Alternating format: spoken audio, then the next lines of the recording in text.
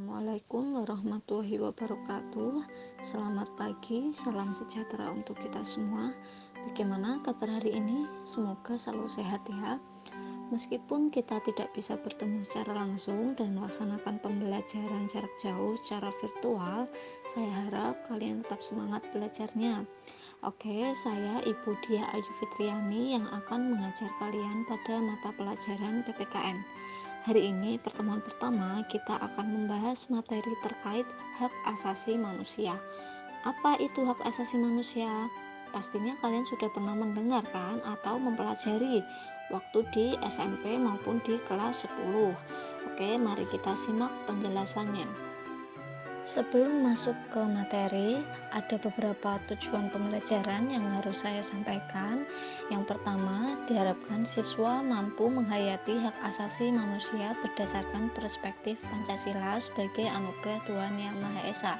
Yang kedua, diharapkan siswa mampu peduli terhadap hak asasi manusia berdasarkan perspektif Pancasila dalam kehidupan berbangsa dan bernegara. Yang ketiga, diharapkan siswa mampu menganalisis pelanggaran hak asasi manusia dalam perspektif Pancasila dalam kehidupan berbangsa dan bernegara. Terakhir, yang keempat, diharapkan siswa mampu menyaji hasil analisis pelanggaran hak asasi manusia dalam perspektif Pancasila dalam kehidupan berbangsa dan bernegara. Ada beberapa poin yang akan kita bahas dalam materi hak asasi manusia. Yang pertama yaitu tentang konsep hak dan kewajiban asasi manusia. Hak asasi manusia ini merupakan anugerah Tuhan Yang Maha Esa kepada manusia sejak dalam kandungan dan bersifat universal.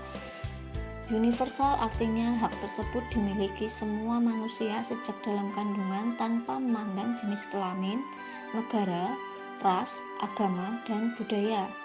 Hal ini dijadikan sebagai landasan moral manusia dalam berinteraksi dengan manusia lain dalam masyarakat.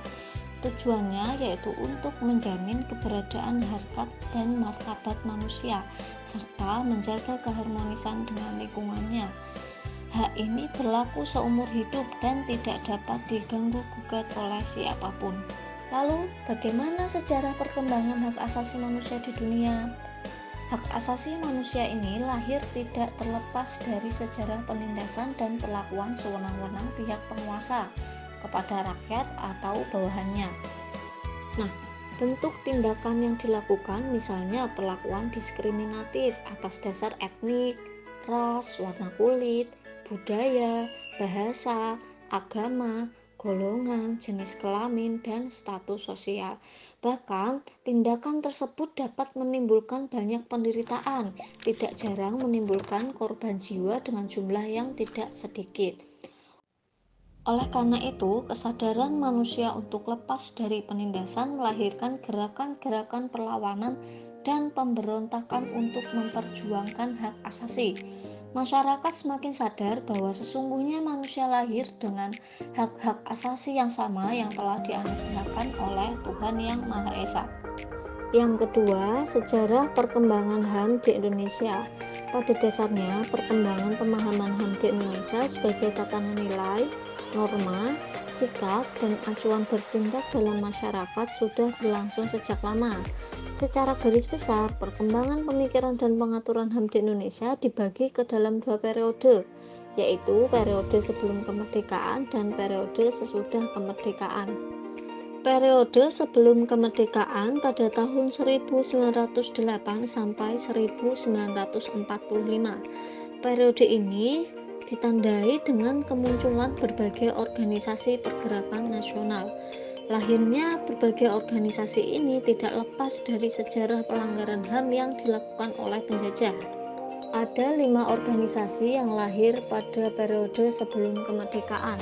Yang pertama, Budi Utomo, lahir pada tahun 1908. Organisasi ini memperjuangkan hak kebebasan berserikat dan mengeluarkan pendapat. Yang kedua, Sarekat Islam, berdiri pada tahun 1911. Organisasi ini memperjuangkan hak penghidupan yang layak dan bebas dari penindasan dan diskriminasi rasial. Yang ketiga, Indici Partij, Didirikan pada tahun 1912, organisasi ini memperjuangkan hak untuk mendapatkan kemerdekaan dan perlakuan yang sama.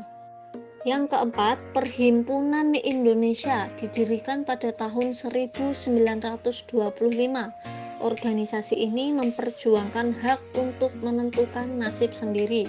Dan terakhir, yang kelima, ada Pendidikan Nasional Indonesia didirikan pada tahun 1931, memperjuangkan hak untuk menentukan nasib sendiri, hak untuk mengeluarkan pendapat, hak untuk berserikat dan berkumpul, hak persamaan di muka hukum, dan hak untuk turut dalam penyelenggaraan negara. Setelah ini ada periode sesudah kemerdekaan berlangsung pada tahun 1945 sampai sekarang. Periode 1945 sampai 1950. Pada periode ini adalah periode awal pasca kemerdekaan yang masih menekankan pada hak untuk merdeka dan hak kebebasan untuk berserikat, berkumpul melalui organisasi politik, dan menyampaikan pendapat terutama di parlemen. Yang kedua, periode 1950 sampai 1959. Periode ini dikenal sebagai masa pemerintahan parlementer yang menganut prinsip demokrasi liberal. Sejalan dengan prinsip tersebut, implementasi pemikiran HAM pada periode ini lebih memberi ruang bagi perkembangan lembaga demokrasi.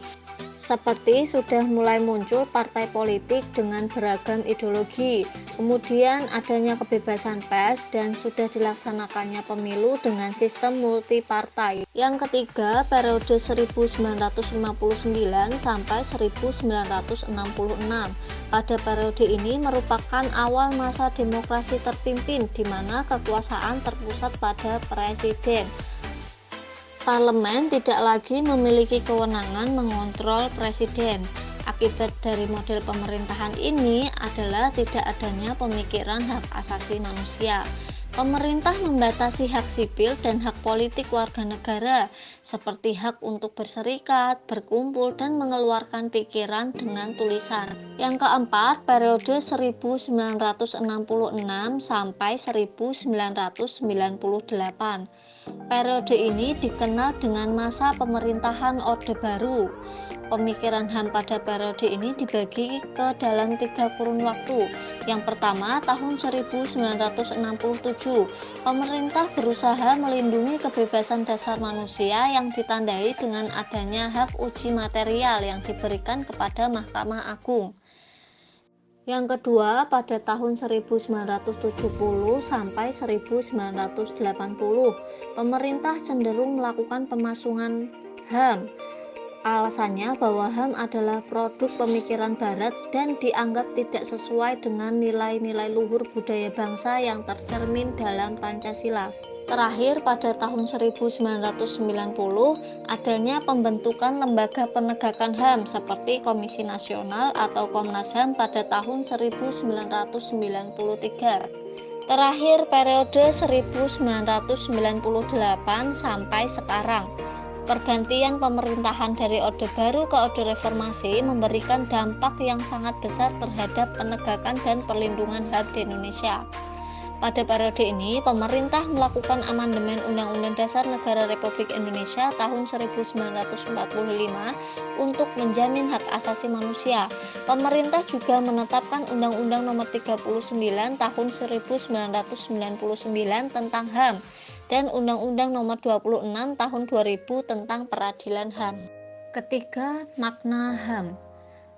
Berbagai definisi tentang HAM memiliki penekanan aspek yang berbeda, namun pada dasarnya adalah sama, yaitu bersifat kodrati, dimiliki oleh semua orang, serta berlaku dimanapun dan kapanpun. Yang pertama, pendapat dari John Locke, bahwa individu ini sesuai dengan kodratnya adalah makhluk yang bebas dan setara. Yang kedua, menurut Undang-Undang Nomor 39 tahun 1999, hak asasi manusia ini melekat pada hakikat dan keberadaan manusia sebagai makhluk Tuhan Yang Maha Esa dan merupakan anugerahnya yang wajib dihormati, dijunjung tinggi, dan dilindungi oleh negara, hukum, pemerintah, dan setiap orang. Kemudian yang terakhir dari Prof. Darji Darmodiharjo yang mengatakan bahwa hak asasi manusia ini adalah hak dasar yang dibawa manusia sejak lahir sebagai anugerah Tuhan Yang Maha Esa. Jadi ciri-ciri hak asasi manusia ada 4. Yang pertama hakiki, yaitu ada pada setiap diri manusia sebagai makhluk Tuhan Yang Maha Esa. Yang kedua universal, hak itu berlaku untuk semua orang di mana saja tanpa memandang status, ras, harga diri, gender, atau perbedaan lainnya. Yang ketiga permanen atau tidak dapat dicabut, yaitu hak itu tetap selama manusia itu hidup dan tidak dapat dihapuskan oleh siapapun.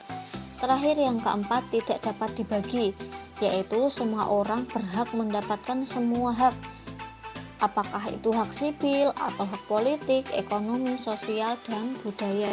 4. Makna kewajiban asasi manusia. Kita telah membahas tentang hak asasi manusia. Selain hak asasi, manusia juga memiliki kewajiban asasi. Dalam Undang-Undang Nomor 39 Tahun 1999 menyatakan bahwa manusia mempunyai kewajiban dasar antara manusia yang satu terhadap yang lain dan terhadap masyarakat secara keseluruhan dalam kehidupan bermasyarakat, berbangsa, dan bernegara. Kewajiban asasi yang dimaksud adalah kewajiban dasar manusia yang ditekankan dalam Undang-Undang Nomor 39 Tahun 1999 sebagai seperangkat kewajiban yang apabila tidak dilaksanakan tidak memungkinkan terlaksana dan tegaknya hak asasi manusia. Hak dan kewajiban ini merupakan dua hal yang saling berkaitan. Keduanya memiliki hubungan sebab akibat. Seseorang mendapatkan hak setelah menjalankan kewajibannya. Contohnya, seorang pekerja akan mendapatkan haknya seperti upah atau gaji setelah menjalankan kewajiban, yaitu mengerjakan pekerjaannya. Atau contoh lain, seorang pelajar akan mendapatkan haknya, yaitu ilmu pengetahuan setelah ia menjalankan kewajibannya, yaitu belajar dengan sungguh-sungguh. Terima kasih telah mengikuti pembelajaran hari ini. Semoga pembelajaran hari ini bermanfaat untuk kita semua. Tetap menjaga kesehatan, patuhi protokol kesehatan, dan tetap di rumah saja. Mohon maaf jika ada kesalahan. Wassalamualaikum warahmatullahi wabarakatuh.